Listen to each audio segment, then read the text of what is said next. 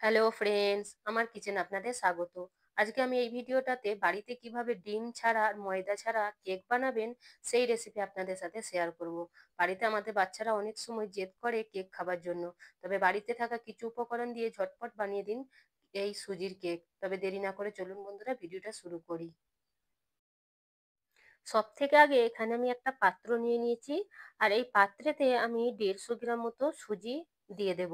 আর বন্ধুরা, একটা কথা বলে রাখি, এখানে আমার একটা ক্লিপ ছুটে গেছে, যেটা হলো আমি এতে টক দই দিয়েছিলাম 100 গ্রাম মতো, তো সেই ক্লিপটা ছুটে গেছে, তার জন্য সরি।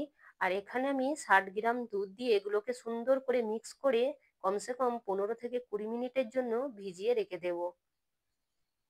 বন্ধুরা, 15 মিনিট হয়ে গেছে, দেখতেই পাচ্ছেন প্রায় আমাদের সুজিগুলো ফুলে গেছে ভালোই। তো এবার এগুলোকে আমি একটা মিক্সচার মেশিনের জারে নিয়ে নেব, নিয়ে এগুলোকে খুব সুন্দর করে মিক্স করে নেব, একদম পেস্ট মতো বানিয়ে নেব। এ দেখুন, এখানে দেখতেই পাচ্ছেন বন্ধুরা, একদম পেস্ট হয়ে গেছে। এবার আমি এটা একটা অন্য পাত্রে ঢেলে নেব। এবার এতে আমি দিয়ে দেব 40 গ্রাম মতো মেল্টেড বাটার। আপনারা চাইলে রিফাইন তেল কিংবা ঘিও ব্যবহার করতে পারেন। এখানে আমি বাটার দিয়ে নিলাম। আর এবার এতে দিয়ে দেবো 1 চামচ মতো ভ্যানিলা এসেন্স। যদি বাড়িতে ভ্যানিলা এসেন্স থাকে তাহলে দিতে পারেন, আর যদি না থাকে তাহলে স্কিপ করতে পারেন। তার কারণ আমরা তো এতে ডিম ব্যবহার করছি না, তাই কোনো গন্ধ থাকবে না। গন্ধটা মেটানোর জন্য ভ্যানিলা এসেন্স ব্যবহার করা হয়।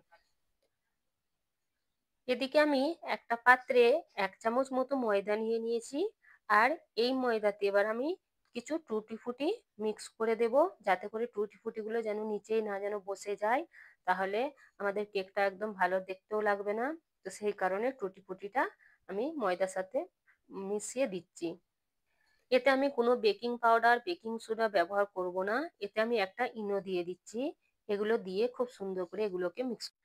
যদি এখানে আপনাদের ব্যাটারটা একটুখানি যদি মনে হয় যে গাঢ় হয়ে গেছে, তাহলে আপনারা দুধ ব্যবহার করতে পারেন। আর এখানে ব্যাটারটা একদম ঠিক আছে, তো এখানে আমি কোনো কিছু আর ব্যবহার করব না, এইভাবেই মিক্স করে নেব। ব্যাটারটা আমি মিক্স করে নিয়েছি। এবার একটা কেক টিন এইভাবে নিয়ে নিতে হবে, এতে আমি বাটার লাগিয়ে নিয়েছি একটু। আপনাদের কাছে যদি কেক টিন না থাকে, আপনারা যে কোনো স্টিল বা যে কোনো পাত্র নিয়ে নিতে পারেন, কিন্তু প্লাস্টিক ব্যবহার করলে চলবে না, প্লাস্টিক আগুনে দিলে গলে যাবে। তো সেই কারণে যে কোনো পাত্রতে আপনি যে কোনো কাগজ একটা বিছিয়ে নেন, দিয়ে একটুখানি তেল কিংবা বাটার দিয়ে একটু লাগিয়ে নেন, দিয়ে এবার আমি সমস্ত ব্যাটারটা ঢেলে দেবো। ব্যাটারটা ডালা হয়ে গেছে, এইভাবে 2 থেকে 3 বার ট্যাপ করে নিন। ট্যাপ করলে যে বাবলস গুলো ভেতরে আছে সেগুলো বেরিয়ে যাবে। উপর থেকে কিছু টুটি ফুটি আরো দিয়ে নিলাম, দেখতে সুন্দর লাগবে। এদিকে আমি একটা প্রেসার কুকার 10 মিনিট আগে চুলোয় বসিয়ে দিয়েছিলাম, ধিমে আছে একদম স্লো আছে। এবার এতে আমি একটা স্ট্যান্ড দিয়ে যে আমরা ব্যাটারটা বানিয়েছিলাম সেটা দিয়ে দিলাম। আর এখানে আমাদেরকে বন্ধুরা ধ্যান রাখতে হবে যে প্রেসার কুকারের ভেসেলটা বার করে দিতে হবে, না হলে সিটি উঠতে পারে। তো সেই কারণে এখানে বার করে দিতে হবে।